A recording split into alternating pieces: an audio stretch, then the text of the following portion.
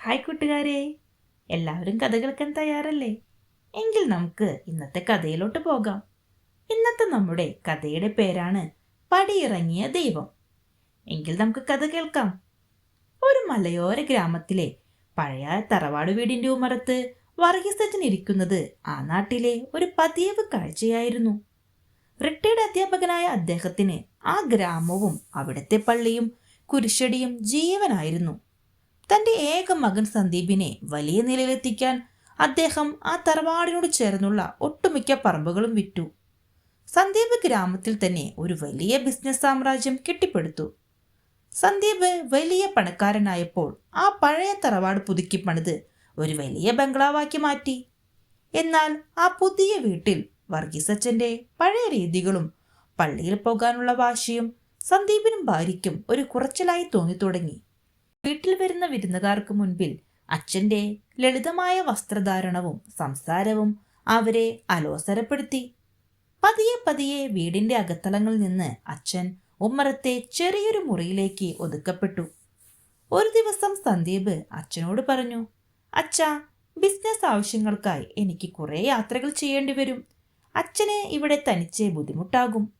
പ്രാർത്ഥിക്കാനും കൂട്ടുകൂടാനും ഒരുപാട് പേരുള്ള പള്ളിക്കടുത്തുള്ള ആ സദനത്തിലേക്ക് അച്ഛനൊന്നും മാറുന്നതാണ് നല്ലത്. അവിടെ അച്ഛന് നല്ല സൗകര്യങ്ങൾ ഞാൻ ഏർപ്പാടാക്കിയിട്ടുണ്ട്. മകൻ തന്നെ ഒരിടത്തേക്ക് മാറ്റി നിർത്താൻ ആഗ്രഹിക്കുന്നുവെന്ന് വർഗീസ് അച്ഛന് മനസ്സിലായി. ആ പഴയ തറവാടിന്റെ മണ്ണിൽ നിന്ന് പടിയിറങ്ങുമ്പോൾ അദ്ദേഹത്തിന്റെ ഹൃദയം വിങ്ങുന്നുണ്ടായിരുന്നു. തന്റെ പഴയ ബൈബിളും ഈശോയുടെ രൂപവും ഒരു ചെറിയ ബാഗിലാക്കി അദ്ദേഹം മകന്റെ കൂടെ കാറിൽ കയറി. അനാഥാലയത്തിന്റെ വലിയ കവാടത്തിൽ അച്ഛനെ ഇറക്കുമ്പോൾ സന്ദീപ് പറഞ്ഞു, അച്ഛാ, തിരക്കുകൾ കഴിഞ്ഞാലുടൻ ഞാൻ വന്ന് കൂട്ടിക്കൊണ്ടുപോകാം. വർഗീസ് അച്ഛൻ മകനെ നോക്കി മനോഹരമായി ഒന്ന് പുഞ്ചിരിച്ചു. ആ കണ്ണുകളിൽ പരാതികളില്ലായിരുന്നു. അദ്ദേഹം സന്ദീപിന്റെ തലയിൽ കൈവച്ച് അനുഗ്രഹിച്ചു. നീ പോയി വാ മോനെ, നിനക്കെന്നും നന്മകൾ മാത്രം ഉണ്ടാകട്ടെ. വർഷം ഒന്ന് തികഞ്ഞു. സന്ദീപ് വന്നില്ല. ഇടയ്ക്ക് ഫോണിൽ വിളിച്ച് തിരക്കാണ് എന്ന് പറഞ്ഞ് പെട്ടെന്ന് സംഭാഷണം അവസാനിപ്പിക്കും. എന്നാൽ വിധി മറ്റൊന്നായിരുന്നു.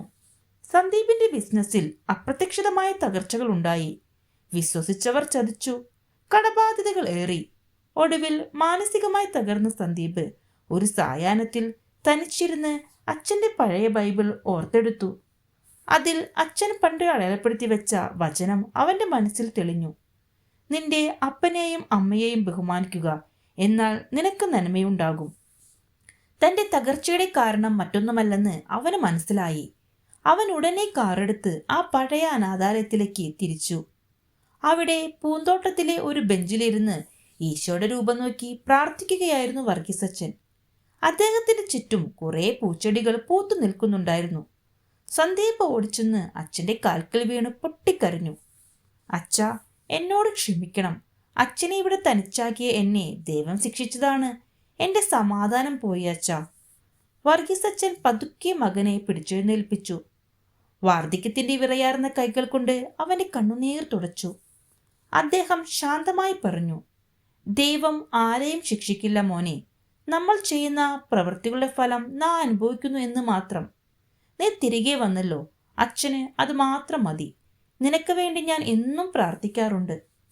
സന്ദീപ് അച്ഛനെ തിരികെ ആ വലിയ വീട്ടിലോട്ട് കൊണ്ടുപോയി.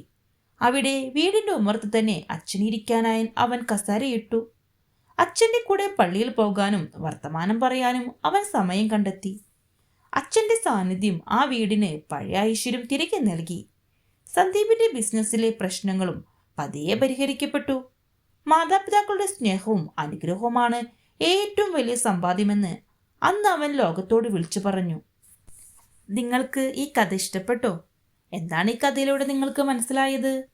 നമ്മെ വളർത്താൻ വേണ്ടി സ്വന്തം ജീവിതം ഹോമിച്ച മാതാപിതാക്കളെ അവർക്ക് നമ്മെ ആവശ്യമുള്ള പ്രായത്തിൽ തണലായി ചേർത്ത് പിടിക്കുക.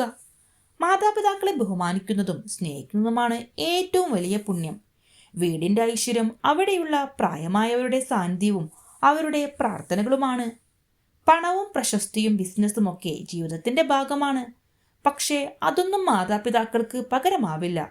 അവർ കൂടെയുള്ളപ്പോൾ നൽകുന്ന സ്നേഹമാണ് ഏറ്റവും വലിയ സമ്പാദ്യം. നാം എന്ത് വിതയ്ക്കുന്നുവോ അത് തന്നെ കൊയ്യും. ഇന്ന് നമ്മൾ നമ്മുടെ മാതാപിതാക്കളോട് എങ്ങനെ പെരുമാറുന്നുവോ നാളെ നമ്മുടെ മക്കളും നമ്മോട് അങ്ങനെ തന്നെ പെരുമാറാൻ സാധ്യതയുണ്ട്. എത്ര വലിയ തെറ്റ് മക്കൾ ചെയ്താലും അവർ തിരികെ വരുമ്പോൾ മാപ്പ് നൽകി ചേർത്ത് പിടിക്കുന്ന മാതാപിതാക്കളുടെ സ്നേഹം ലോകത്തിലെ ഏറ്റവും പരിശുദ്ധമായ ഒന്നാണ്. ആ സ്നേഹത്തെ ഒരിക്കലും ചൂഷണം ചെയ്യരുത്. മാതാപിതാക്കളുടെ കണ്ണുനീർ വീഴുന്ന ഇടങ്ങളിൽ ഒരിക്കലും ഐശ്വര്യം ഉണ്ടാവില്ല. മറിച്ച് അവരുടെ അനുഗ്രഹമുള്ളിടത്ത് തടസ്സങ്ങൾ നീങ്ങി നന്മകൾ വരും. കൂട്ടുകാരെ, നിങ്ങൾക്ക് കഥ ഇഷ്ടപ്പെട്ടില്ലേ? എങ്കിൽ നമുക്ക് ഇതുപോലെയുള്ള കഥകളുമായി വീണ്ടും കാണാം.